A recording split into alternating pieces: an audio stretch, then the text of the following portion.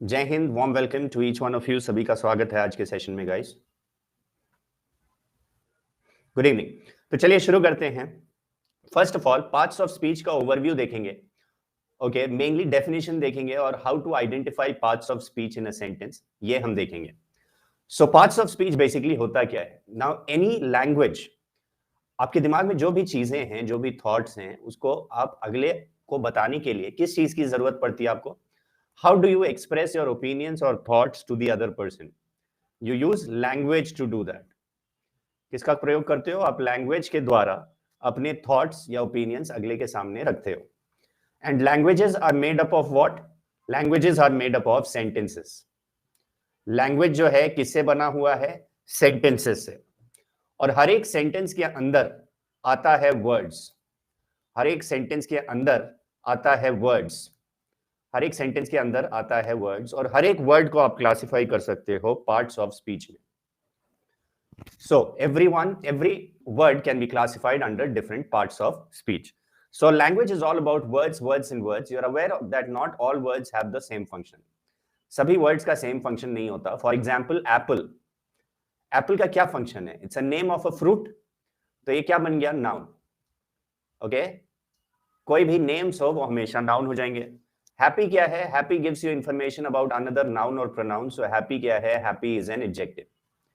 Happy gives you information about another noun और pronoun, तो happy क्या बन गया? Happy becomes an adjective. Go क्या है? Go is telling you an action, एक एक्शन को दिखा रहा है, एक कार्य या हरकत को दिखा रहा है, तो ये हो गया आपका वर्ब। एंड क्या है? And is generally used to join two similar words, phrases और क्लॉजेस। सो एंड को हम कहते हैं कंजंक्शन। अलास क्या है? Alas is used to show sudden emotions और एक्सप्रेशंस, सो अलास को हम कहते हैं इंटरजेक्शन। इंटरजेक्शन बोला जाता है। और ही क्या है? ही जनरली नाउन के जगह पे लिखा जाता है, तो he is actually called a pronoun. So अभी ये होता क्या है? आई एम श्योर कई लोगों को आप आइडेंटिफिकेशन में दिक्कत आती होगी। You people face difficulties in identifying a noun और प्रोनाउन इन अ सेंटेंस। आज के सेशन में हम वही देखने वाले हैं। अलास जनरली हर्ष बोला जाता है जब कोई दुखी हो, like alas he has died. जो हिंदी में हम कहते हैं ना हाय, that is alas in English.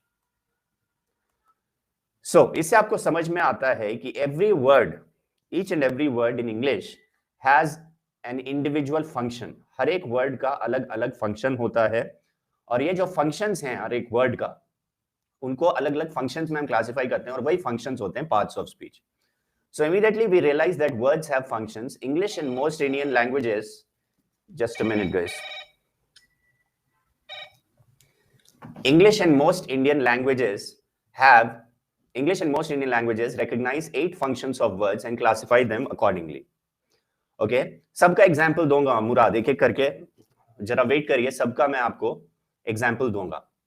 Okay, immediately we realize that words have functions. English and most Indian languages recognize 8 functions of words.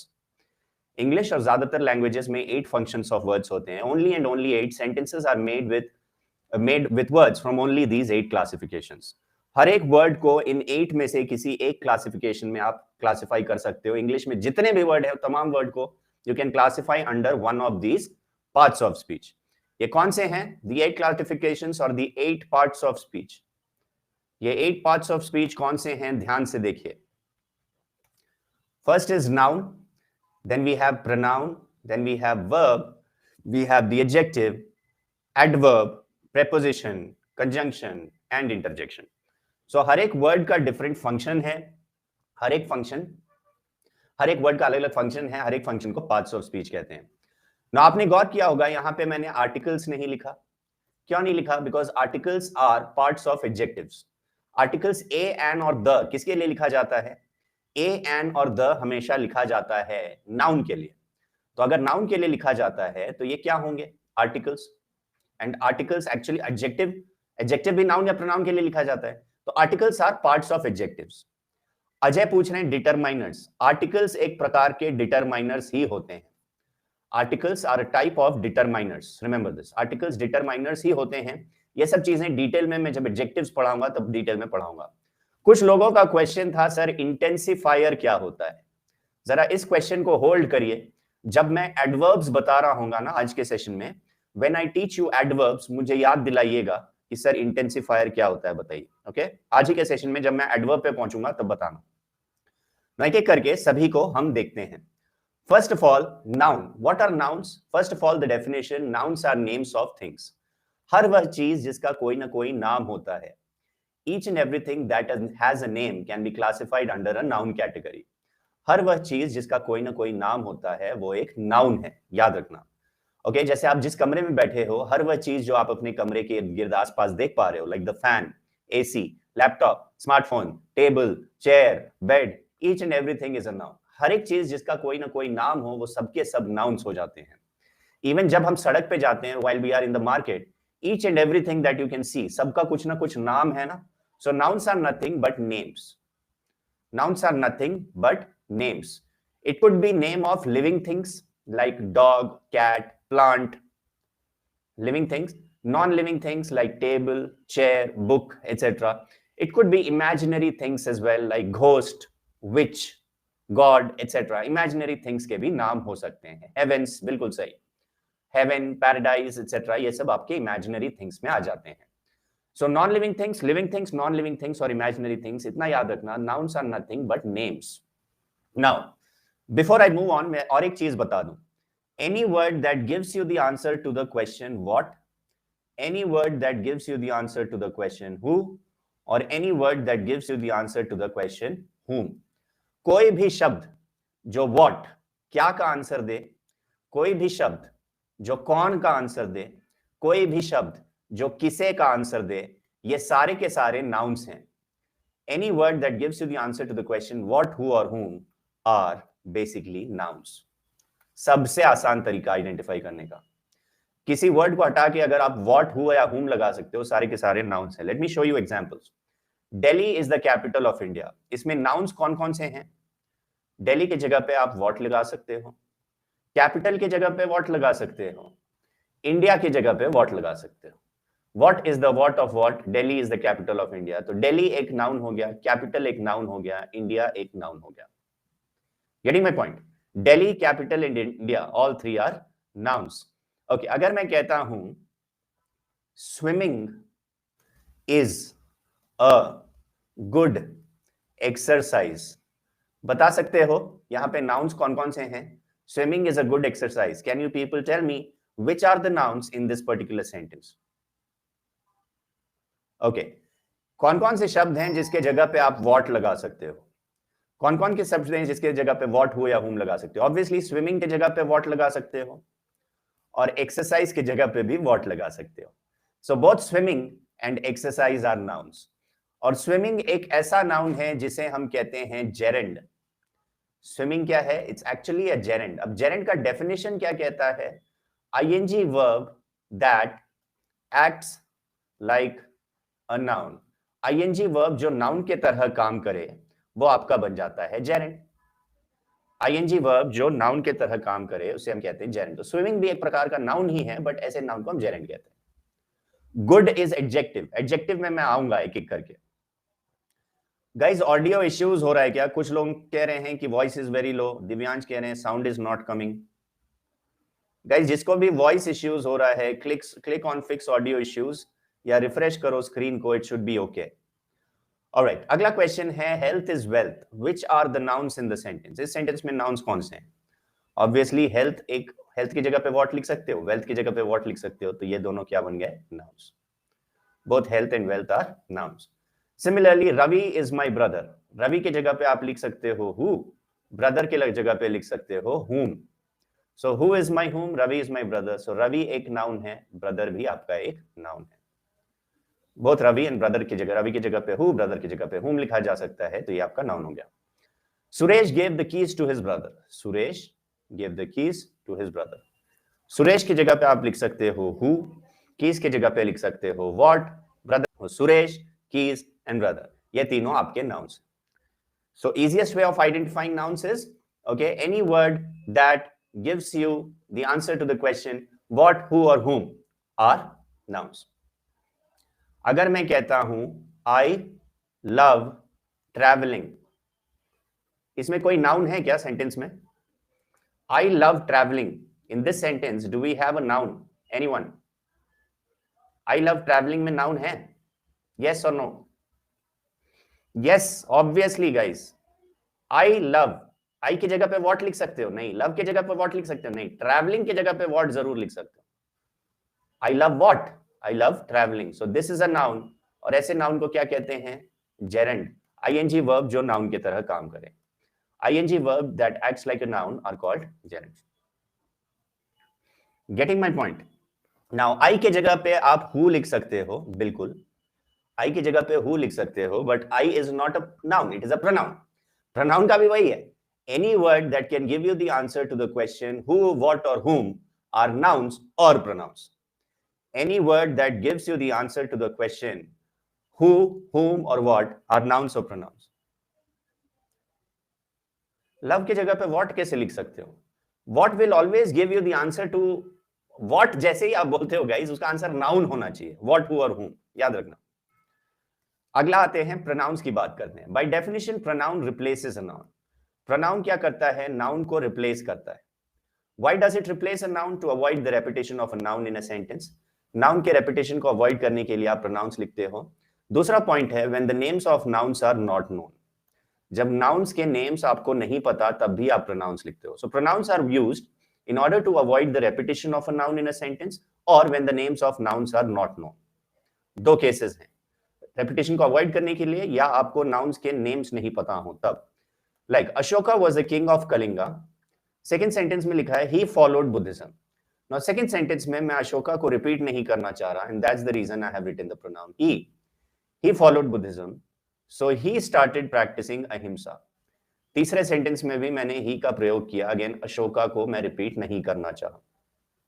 So here he is actually the pronoun which has been written in order to avoid the repetition of a noun in a sentence.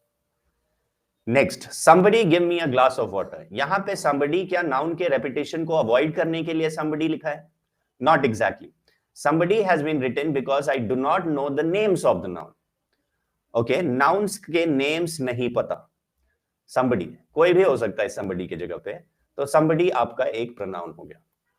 Similarly, everybody loves music. Everybody की जगह पे किसी का भी नाम आ सकता है, तो everybody is also a pronoun.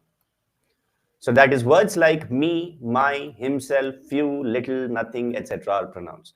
Types of pronouns वगैरह मैं डिटेल में pronouns के सेशन में बता चुका हूं, कुछ लोगों को याद होगा। Okay, so वो types में आ जाते हैं। But an overview about pronouns is pronouns are words that are written in place of a noun or in order to avoid the repetition of a noun in a sentence. अगला आते हैं verbs की बात करते हैं।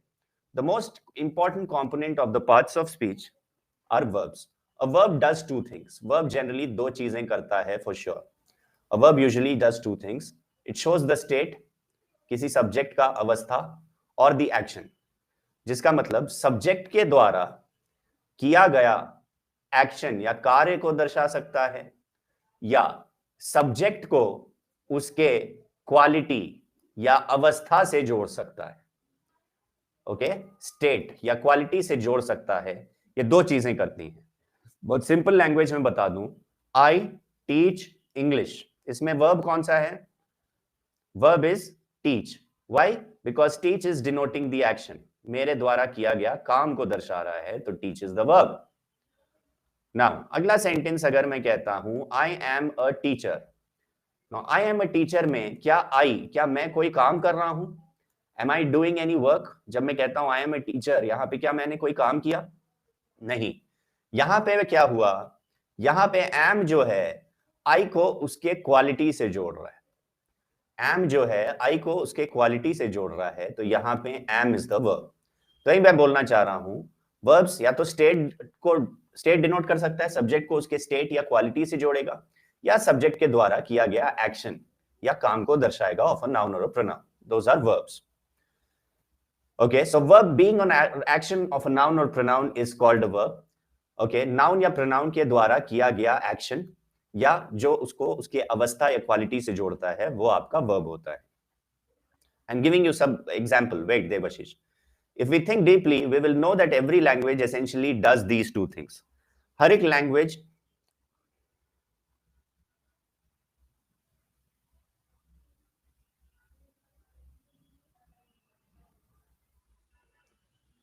अनुजा पूछ रही है सर टीचर तो प्रोफेशन हुआ। अनुजा मैंने बोला क्या कि टीचर आपका वर्ब है? डिड आई से टीचर इज द वर्ब? नहीं ना, मैंने बोला am is the verb. Confuse मत हो, ये हु का आंसर दे रहा है, आई एम हु, तो ये क्या बन गया? टीचर बन गया नाउन। ओके, सो कंफ्यूज मत हो, teacher is a noun. Okay, am is the verb here. Okay, being or action of a noun is called a verb. If we think deeply, we will know that every language essentially does these two things. Shows the state, होना या अवस्था of a noun or pronoun. हर एक sentence में अगर आप गौर करोगे तो या तो वो किसी के द्वारा किया गया, किसी का होने या अवस्था को डिनोट करेगा, किसी के होने या अवस्था को डिनोट करेगा, या किसी के द्वारा किया गया हरकत, एक्शन को डिनोट करेगा। Shows the action of a noun or pronoun. हर एक सेंटेंस में, each and every sentence in this world, उसमें या तो किसी के होने या अवस्था की बात हो रही होगी या किसी के द्वारा किया गया किसी काम या हरकत की बात हो रही होगी। सो जो भी अवस्था को दिखाए, और भी प्रिसाइज वे में बोलूं, जो भी शब्द उस नाउन या प्रोनाउन को उसके क्वालिटी या अवस्था से जोड़े, वो आपका वर्ब है। दूसरा, जो भी सब्जेक्ट के द्वारा, कोई भी नाउन या प्रोनाउन के द्वारा किया गया कार्य को दर्शाए, हरकत को, ये दोनों वर्ब्स हैं। एग्जाम्पल देखते हैं। राजा इज अ क्रिकेटर। क्या राजा कोई काम कर रहा है? Is Raja doing any work? नहीं ना। इज क्या कर रहा है? राजा को उसके क्वालिटी से जोड़ रहा है। Is is simply joining raja with its quality, with his quality, so is actually a verb here. Again, Sumi has many friends. क्या सुमी ने कोई काम करा? Did Sumi do some any work? नहीं, तो यहां पे अगेन हैज को हम वर्ब कहेंगे क्योंकि ये होने को दर्शा रहा है। सुमी के पास बहुत सारे दोस्त हैं, तो एक तरह से पोजेशन या रिलेशन भी दिखाता है। वर्ब्स पोजेशन या रिलेशन को भी दिखाता है। अगला, कॉफी टेस्ट्स बिटर। क्या यहां पे कॉफी ने कोई काम किया? नहीं, कॉफी की अवस्था बता रहा हूं, तो यहां पे टेस्ट भी आपका हो गया वर्ब। ओके, दो सेंटेंस गौर करिए guys. The child tasted the pizza. दूसरा है द पिज्जा टेस्टेड डिलीशियस। इन दोनों सेंटेंस में वर्ब कौन से हैं? इन दोनों सेंटेंस में वर्ब कौन से हैं? आपको बताना है कौन सा वर्ब अवस्था को बता रहा है, स्टेट वर्ब, कौन सा वर्ब एक्शन को दिखा रहा है, हरकत या काम को दिखा रहा है। The child tasted the pizza tasted delicious. इन दोनों में वर्ब्स कौन से हैं? टेस्टेड। कौन सा स्टेट वर्ब है, कौन सा एक्शन वर्ब है, बताओ। आई होप इतना तो इंटेलिजेंट हो आप लोग। कौन सा स्टेट वर्ब है, कौन सा एक्शन वर्ब है? पहला वाला एक्शन वर्ब, एब्सोल्युटली, क्योंकि चाइल्ड ने काम किया। क्या काम किया? खाने का। चाइल्ड के द्वारा कोई ना कोई हरकत हुई। चाइल्ड टेस्टेड द पिज्जा, मतलब चाइल्ड ने पिज्जा को टेस्ट किया। वहीं द पिज्जा टेस्टेड डिलीशियस, क्या इसका भी हिंदी यही होगा? पिज्जा ने डिलीशियस को टेस्ट किया, क्या यही बोलना चाह रहा हूं? पिज्जा ने डिलीशियस को टेस्ट किया, क्या यही बोलना चाह रहा हूं मैं? What do you think? नहीं ना, यहां पे पिज्जा के अवस्था की बात हो रही है। House the pizza? Pizza tasted delicious, तो ये आपका स्टेट वर्ब हो गया। पिज्जा कोई हरकत नहीं कर रहा है, pizza is not doing any action. Getting my point? It's as easy as that. बिल्कुल, हाँ, यहां पे पिज्जा तो ऑब्जेक्ट है। पहले वाले का पैसिव वॉइस आप बना सकते हो। The child tasted the pizza was tested by the child. The child tasted the pizza was tested by the child. क्या इसका पैसिव बना सकते हो? Pizza tasted delicious was tested by the pizza. Delicious was tested by the pizza, क्या passive बन जाएगा? नहीं बनेगा ना। देखो कितने एंगल से सोचना पड़ रहा है। यहां पे आपका ऑब्जेक्ट है, यहां पे ये ऑब्जेक्ट नहीं है। ऑब्जेक्ट हमेशा नाउन प्रोनाउन होता है। पिज्जा नाउन है, बट डिलीशियस ऑब्जेक्ट नहीं है, क्योंकि एक एडजेक्टिव है। एडजेक्टिव कभी ऑब्जेक्ट नहीं होगा, ऑब्जेक्ट हमेशा नाउन या प्रोनाउन ही होता है। कई सारी चीजें हैं, अगर ध्यान दोगे तो it really becomes easy for you to understand. आगे बढ़ा जाए, कुछ एग्जांपल्स देखते हैं एक्शन वर्ब्स के। डिलीशियस का मतलब होता है स्वादिष्ट, दैट इज डिलीशियस। डिलीशियस का मतलब होता है स्वादिष्ट। Okay, right. Raja sings well, यहां पे क्या राजा ने काम किया? बिल्कुल। सो यहां पे सिंग्स एक एक्शन को दिखा रहा है, so this is a verb. Sumi has bought an Audi. What is bought? Bought is actually denoting an action, तो दिस इज अ वर्ब। यहां पे हैज को हम कहते हैं helping verb. Helping verb basically क्या करता है, सब्जेक्ट को एक्शन वर्ब से जोड़ता है. Okay, helping verb simply join the subject with the action verb in a sentence. I am writing a story, again writing तो एक्शन को दिखा रहा है और हैम हो गया आपका helping verb. am is actually the helping verb. Am simply denotes, helping verb simply denote this, join the subject with the action verb in a sentence. Subject को action verb से जोड़ने का काम करती है. अब बात करते हैं adjectives की. An adjective is a word that gives extra information about a noun or pronoun. Any word that gives extra information about a noun or pronoun is an adjective. Hindi में कहा जाता है विशेषण. Okay, in other words, adjectives qualify or quantify a noun or pronoun in a sentence. किसी noun या pronoun के बारे में क्वालिफाई करते हैं या क्वांटिफाई करता है. नाउन या प्रोनाउन को क्वालिफाई करता है या क्वांटिफाई करता है. देवाशीष, हैज कंजंक्शन नहीं है, has is a verb. Conjunction के बारे में बताऊंगा, वेट. वर्ब क्या क्या बताता है ऑलरेडी तो बता चुका हूं प्रिया. वर्ब सब्जेक्ट को उसके क्वालिटी से जोड़ सकता है, सब्जेक्ट के द्वारा किया गया एक्शन को डिनोट कर सकता है, या सब्जेक्ट का पोजेशन या ओनरशिप दिखा सकता है. जैसे आई हैव अ कार, मतलब मेरे पास एक गाड़ी है, तो हैव आपका वर्ब हो गया. ये तीन चीज दिखाएंगे वर्ब्स. ओके, कोई भी शब्द जो नाउन या प्रोनाउन के बारे में एक्स्ट्रा या एडिशनल इंफॉर्मेशन दें उन्हें हम कहते हैं adjectives. In other words, adjectives tell you the quality और the quantity of a noun और प्रोनाउन. नाउन या प्रोनाउन के बारे में क्वालिटी या क्वांटिटी बताती हैं तो वो आपका एडजेक्टिव्स होता है. हिंदी में कहते हैं विशेषण. जैसे an adjective is a word that gives extra information about a noun or pronoun. Let's see. इस सेंटेंस को देखो. The senior manager has bought a large house with expensive furniture and beautiful interiors in the nearby town for his youngest son. मुझे बताओ इस sentence में nouns कौन-कौन से हैं? Which are the nouns in the sentence? In sentence में nouns कौन-कौन से हैं बताओ. पहला नाउन कौन सा है? Which is the first noun in the sentence? Manager, absolutely. पहला नाउन है मैनेजर. अगला हाउस, बिल्कुल सही, हाउस इज अ नाउन. अगला furniture, absolutely right, furniture is a noun. Interiors, yes Indeed, interiors is a noun. Town, town भी आपका noun है. सन, सन भी आपका नाउन है. तो इतने सारे नाउन्स हैं इस सेंटेंस के अंदर. नाउ इन नाउन्स के बारे में बताने वाला शब्द सिद्धांत हिज, आ रहा हूं एक एक करके बता रहा हूं. मैनेजर के बारे में बताने वाला पहले तो द, दूसरा senior. So both are adjectives. The भी एडजेक्टिव है, सीनियर भी एडजेक्टिव है. अभी कुछ देर पहले बताया था articles are classified under adjectives only. Articles को अलग से आप पार्ट्स ऑफ स्पीच में नहीं क्लासिफाई करते. Why? Because articles are parts of adjectives. So the और सीनियर दोनों ही मैनेजर के बारे में बता रहा है तो दोनों एडजेक्टिव हो गया. हाउस के बारे में बताने वाला ए और लार्ज दोनों ही हाउस के बारे में बता रहा है तो वो दोनों ही एडजेक्टिव है. A and large both are adjectives. Furniture के बारे में बताने वाला expensive, so this is again an adjective giving you information about furniture. Interiors के बारे में बताने वाला beautiful, beautiful gives you information about interior, so beautiful is also an adjective. Okay, nearby gives you information about town, so nearby is also an adjective. And son के बारे में information देने वाला his और youngest, ये दोनों ही adjective हैं. Now, his को आप pronoun भी बोलते हो. You can call it a possessive pronoun as well. You can call it a possessive adjective as well. लेकिन ध्यान दीजिएगा कभी भी ये शब्द आए my, your, his, her, their, okay, its, our, और ये कभी भी नाउन के पहले लिखा हो. If it's written before a noun, और एग्जाम में पूछा जाए कि my, your, his, her, their, its, our क्या है और ये नाउन के पहले लिखा गया हो तो आप इसे हमेशा एडजेक्टिव मार्क करोगे. भले वो प्रोनाउन भी लिखा हो, जनरली होगा नहीं, बट एडजेक्टिव मार्क करोगे जिसे हम कहते हैं demonstrative, possessive adjectives. Possessive adjectives, हाँ, इट इज आवर होम में आवर क्या है तो आप बोलोगे पॉजेसिव एडजेक्टिव है. हालांकि ये प्रोनाउन भी होते हैं लेकिन एग्जाम में मैंने देखा है कि मार्क्स उन्हें मिलते हैं जिन्होंने एडजेक्टिव मार्क किया है.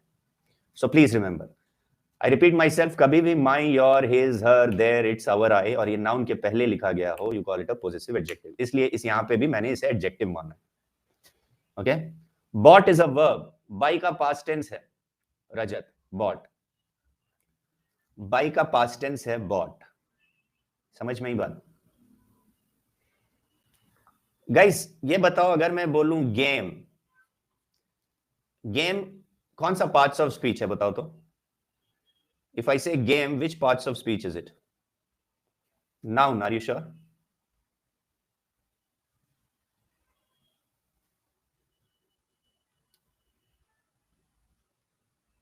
ओके, हाय मुराद कह रहे हैं वर्ब.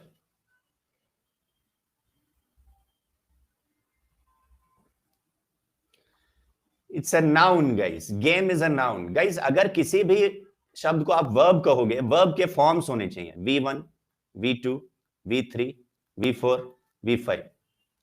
जैसे eat is a verb, eat, ate, eaten, eating, eats. वैसे ही गेम का ऐसे फॉर्म बना सकते हो. गेम का पास्ट क्या होगा? Gamed, gamed, gaming. भले गेमिंग यूज करते हैं बट सभी में तो नहीं फिट हो जाएगा. समझ में आ रहा है? कंफ्यूजन अगर होगा तो वर्ब फॉर्म सोच लेना. ओके, वर्ब फॉर्म सोच लेना. अगर वर्ब के फॉर्म्स हो सकते हैं तो वर्ब, अगर नहीं हो सकता है तो it's not a verb. Game is a noun here. Game is a noun here. Okay, अगला आते हैं adverbs. An adverb gives extra information about everything except a noun, pronoun और an interjection. Noun, pronoun, interjection को छोड़ के किसी के बारे में भी एक्स्ट्रा इंफॉर्मेशन दे तो वो हो जाते हैं adverbs. Adverbs can give you information about a verb, about another adverb, about an adjective, about a preposition, about a conjunction. Adverbs can give you extra information about every other parts of speech. आ रहा हूं, सभी को बताऊंगा. Adverbs noun, pronoun और interjection को छोड़ के किसी भी parts of speech के बारे में information दे सकते हैं. Okay, noun और pronoun के बारे में क्यों नहीं दे सकता adverb? Because उसके लिए तो adjective बैठा हुआ है. और इंटरजेक्शन के बारे में एक्स्ट्रा इंफॉर्मेशन देने की जरूरत ही नहीं. इंटरजेक्शन क्या होता है बताऊंगा आपको आगे. Now look here. She sings well. In this sentence, sings is a verb and well gives you information about sings. कैसे गाती है तो well आपका becomes adverb. Well आपका बन गया adverb. समझ में एक बार?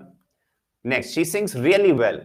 अब इस सेंटेंस में well किसके बारे बता रहा है? Sings के बारे, which is a verb. तो sings के बारे में बता रहा है तो well becomes adverb. और really किसके बारे में बता रहा है? Really is giving you information about another adverb. So really भी आपका adverb है.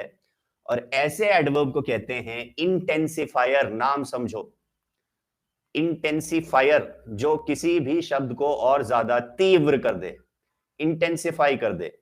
जैसे अगर मैं कहता हूं it is hot, it is hot, तो यहां पे तो कोई इंटेंसिफायर नहीं है. हॉट आपका क्या है? एडजेक्टिव है. बट अगर मैं कहता हूं इट इज वेरी हॉट या it is extremely hot, okay, it is extremely hot, तो ये सब जो होता है ये आपका कहलाएगा इंटेंसिफायर. इंटेंसिफाई का मतलब तीव्र, किसी चीज को और ज्यादा तीव्र या इंटेंस कर देना. सो ये हीट को, इट इज हॉट और इट इज वेरी हॉट में क्या फर्क है? इट इज हॉट मतलब गर्मी, इट इज वेरी हॉट मतलब बहुत गर्मी है. एक्सट्रीमली हॉट, अरे बहुत ही जबरदस्त. तो ये फर्क है. ओके, पिंकी अब कहां पहुंच गए यार आप लोग? मैं यहां गर्मी की बात कर रहा हूं. Please ensure that you don't use such sentences in the class, guys. Okay. Anyways, बहुत गर्मी है तो इसे it is very hot or it is extremely hot. So intensifier इसी को कहते हैं जो तीव्रता बढ़ा दे. वॉइस नहीं आ रही है क्या गाइस? कुछ लोग कह रहे हैं वॉइस नहीं आ रहा है. Is my voice okay guys? एक बार रिफ्रेश करो. आई गेस थोड़ा सा नेटवर्क ब्रेक हो गया था बीच में. एक बार वीडियो को बंद करके ऑन करिए. Should be okay. ओके, अगला सेंटेंस देखो. He is very happy. Happy क्या है? This is an adjective. Why? Because it gives you information about he. Adjective हो गया. और वेरी जो है, अगेन ये एडजेक्टिव के बारे में बता रहा है तो ये एक एडवर्ब है. तो वेरी भी आपका एक इंटेंसिफायर है. Intensifier. My room is directly above yours. Above क्या है? प्रेपोजिशन. प्रेपोजिशन के बारे में बताने वाला डायरेक्टली, तो ये आपका एडवर्ब. अब याद रखना, intensifiers are parts of adverbs. All intensifiers will be adverbs, but all adverbs can't be intensifiers. सारे के सारे इंटेंसिफायर एडवर्ब तो होंगे, बट सारे के सारे एडवर्ब इंटेंसिफायर नहीं हो सकते. Next, I am here only because you had called me. यहां पे बिकॉज क्या है? कंजंक्शन. और ओनली किसके बारे में बता रहा है? बिकॉज के बारे में. तो ओनली भी आपका एडवर्ब बन गया. Got it? So adverbs can give you information about verb, adjective, adverb, preposition, conjunction. Second sentence मैंने बताया था, she sings really well. Well is an adverb and really gives you information about another adverb. So really भी आपका adverb हो गया. Okay? So adverbs का याद रखिए. Adverbs will always give you the answer to these questions. Adverbs हमेशा इन questions का answer देगा. How? इसको हम कहते हैं adverb of manner. Adverbs can give you the answer to the question how. हम कहते हैं adverb of manner, like quietly, softly, politely, etc. Adverbs can give you the answer to the question where, here, there, somewhere, nowhere, etc. इसको हम कहते हैं adverb of place. Adverb can give you the answer to the question how often or how many times, कितनी बार. तो इसको हम कहते हैं adverb of frequency. क्या कहेंगे? Adverb of frequency. Like never, ever, seldom, always, etc. Adverb of frequency. Seldom मतलब कभी कभी. Adverbs can give you the answer to the question when, like today, tomorrow, now, yet, since, etc. इसको हम कहते हैं adverb of time. And adverb can give you the answer to the question why. तो इसको हम कहते हैं adverb of reason. कोई भी शब्द how का answer they, adverb of manner. Where का answer they, adverb of place. How often का answer they, adverb of frequency. When का answer they, adverb of time. Why का answer they, adverb of reason. Short form है याद रखने का, MPFTR. M stands for manner, gives you the answer to the question how. P stands for place, gives you the answer to the question where. F stands for frequency, gives you the answer to the question how many times or how often. T stands for time, gives you the answer to the question when. And R stands for reason, gives you the answer to the question why. कोई भी word या group of words in question के answer दें तो ये सारे के सारे adverbs होंगे. Now ध्यान दीजिए कैसे पहचानोगे. She is coming here tomorrow. इसमें adverb क्या है? इसमें adverb है दो, here and tomorrow. क्योंकि here आपको किस चीज का आंसर दे रहा है, कहां पे आ रही है, where is she coming. So बन गया adverb of place. And when is she coming? Tomorrow. तो ये हो गया adverb of time. So here and tomorrow both are adverbs. समझ में आया? MPFTR याद रखोगे तो दिक्कत नहीं होगी. We eat to live. यहां पे ये दो शब्द हैं जो adverb का काम कर रहे हैं. क्यों? क्योंकि ये reason बता रहा है. Why do we eat? हम क्यों खाते हैं? क्यों का आंसर दे रहा है ना, क्यों का मतलब why. So ये बन गया adverb. To live बन गया adverb. इसको infinitive बोला जाता है, to infinitive, लेकिन sentence के हिसाब से, parts of speech के हिसाब से देखोगे तो ये आपका adverb है. He never comes early. Again, never is giving you the answer to the question how many times. So never आपका बन गया adverb. How many times. Early is giving you the answer to the question when. तो ये भी बन गया adverb. ये adverb of time है, ये adverb of frequency. My train has not come yet. Yet मतलब again when का time बता रहा है, कब तक नहीं आया, अभी तक. तो yet आपका adverb है, adverb of time. And not is adverb of manner, क्योंकि ये why का आंसर दे रहा है, तो इसको हम कहेंगे adverb of manner. So not and yet दोनों आपके adverbs हो गए. Simple. So MPFTR याद रखना, कभी दिक्कत नहीं होगी. अब आते हैं, बात करते हैं prepositions की.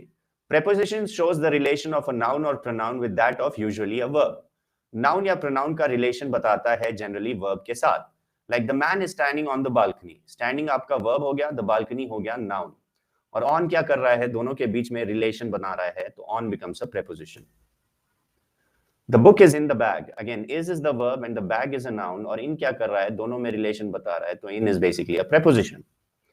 सो प्रेपोजिशंस क्या करता है, जनरली वर्ब का रिलेशन बताता है नाउन या प्रोनाउन के साथ. She arrived after dinner. Arrived is the verb, dinner is the noun. So after दोनों में relation बता रहा है, तो after is a preposition. On the balcony better है एक था, क्योंकि balcony पे खड़ा है, ये मतलब होता है. So words like in, on, at, below, over, under, off, from, etc. These are prepositions. Preposition का list limited है, तो you must have heard the preposition sometime or the other. आपने जरूर सुना होगा. अब बात करते हैं conjunctions की. As the name suggests, conjunctions join two words, phrases, clauses और sentences. Short में समझिए conjunction का आसान तरीका. LHS means left hand side, RHS means right hand side, और बीच में conjunction. तो conjunction का logic ये है कि left hand side में अगर noun या pronoun आया, तो right hand side में भी noun या pronoun ही आएगा. Left hand side में अगर verb आया, तो right hand side में भी verb ही आएगा. लेफ्ट हैंड साइड में अगर एडजेक्टिव आया, तो राइट हैंड साइड में भी एडजेक्टिव ही आएगा. So whatever you have on the left hand side of a conjunction, वही चीज आपका सिमिलर सा वर्ड होना चाहिए right hand side of a conjunction में भी. ओके, इन चीजों को याद रखना. So conjunction joins two similar words, phrases or clauses. Phrases are group of words within a sentence. Clauses are sentences within sentences. एक बड़े सेंटेंस में कई सारे छोटे छोटे सेंटेंसेस हों तो हर एक छोटे सेंटेंस को क्लॉज कहा जाता है. जैसे इधर देखो, अशोक और रमेश. अशोक भी आपका नाउन है, रमेश भी नाउन है, और दोनों को जोड़ रहा है तो ये कंजंक्शन हो गया. Wisdom and Perseverance. Again wisdom आपका नाउन है, परसिवियरेंस भी नाउन है, एंड दोनों को जोड़ रहा है तो ये आपका बन गया कंजंक्शन. कंजंक्शन दो फ्रेजेस को भी जोड़ सकता है. Group of words with no tense but with some sense. Group of words जिसका कोई टेंस नहीं हो लेकिन कोई थोड़ा सा सेंस बनाए. On the table, in the bag, ये दोनों आपका फ्रेज है. दोनों फ्रेजेस को जोड़ने वाला एंड तो ये आपका कंजंक्शन हो जाएगा. विथ मनी और विदाउट मनी, दोनों आपका फ्रेज है और दोनों को जोड़ रहा है तो कंजंक्शन हो गया. सो कंजंक्शन. परसिवियरेंस मतलब होता है कांस्टेंट स्ट्रगल. परसिवियरेंस मतलब constant struggle, constant effort, that is Perseverance. Conjunction दो क्लॉजेस को भी जोड़ सकते हैं, subject and verb without a full stop. Like my uncle is a teacher and he teaches English. My uncle is a teacher आपका एक clause है, एक वाक्य है. ही टीचेस इंग्लिश, ये भी आपका एक क्लॉज है, दूसरा वाक्य है. एंड क्या कर रहा है, दोनों को जोड़ रहा है तो ये conjunction. Similarly, everybody loves music, but only some can sing well. Everybody loves music, ये क्लॉज है. Only some can sing well, ये दूसरा क्लॉज है. दोनों को जोड़ने का काम कर रहा है बट, सो ये आपका बन गया कंजंक्शन. टू सेंटेंसेस को भी जोड़ सकता है. Clause plus full stop is a sentence. He is very rich yet he is miserly. He is very rich एक सेंटेंस है, इज माइजरली दूसरा सेंटेंस है, येट दोनों को जोड़ रहा है तो ये आपका कंजंक्शन बन गया. MS phrases form a part of a sentence. Clauses are sentences within sentences. Clause खुद में सेंस नहीं बनेगा, क्लॉज को सेंटेंस में लगाना पड़ेगा तभी वो कंप्लीट सेंस बनेगा. बट क्लॉज खुद में ही सेंस बना देता है. बड़े सेंटेंस में कई सारे छोटे छोटे सेंटेंस हों तो हर एक छोटे सेंटेंस को क्लॉज कहा जाए. यहां पे फुल स्टॉप लगाया, फुल स्टॉप लगाने पर ये सेंटेंस बन गया. फुल स्टॉप हटा दोगे तो ये क्लॉज बन जाएगा. It's as simple as that. Last आते हैं interjection. Word which expresses sudden emotion is an interjection. कोई भी वर्ड जो सडन इमोशन या एक्सप्रेशंस को दिखाए वो इंटरजेक्शंस हैं. Words like oh, ah, ouch, alas etcetera are some interjections. कोई भी वर्ड जो सडन इमोशंस या एक्सप्रेशंस को बताता है. और ये बहुत इंपॉर्टेंट नहीं है. These are the easiest concepts to learn, but alas we can not have only interjections in sentences. Interjections generally narration में इसका काम आता है, डायरेक्ट इनडायरेक्ट स्पीच जिसे कहते हैं. बट जनरली सीडीएस एग्जाम्स में और एनडीए में अभी कुछ साल से डायरेक्ट इनडायरेक्ट आ नहीं रहे हैं. वो एक टॉपिक है जिसमें इंटरजेक्शंस की जरूरत पड़ेगी. कुछ एग्जांपल्स देखिए. Wow, Byju's makes English so easy. So Byju's, wow is the interjection here. Alas, my dog has run away. Alas again sudden emotion, दुख को दर्शा रहा है, दैट इज इंटरजेक्शन. वाओ क्या दिखाता है, amazement. Oh that must be a loss, ये interjection है जो कि आपको डिसअपॉइंटमेंट को दर्शा रहा है. Well, we cannot always have what we want. Again, well is showing disappointment, so well is also an interjection. Okay, so ये सारे थे आपके parts of speech, just an overview. अगर function जानोगे तो आप आसानी से identify कर सकते हो which parts of speech stands for what. Okay, तो आज के लिए इतना ही था. Hope you understood and enjoyed the session. Watch the session once again. कोई doubts, queries होगा तो बताओ. हाँ जी, क्या doubt है बताओ.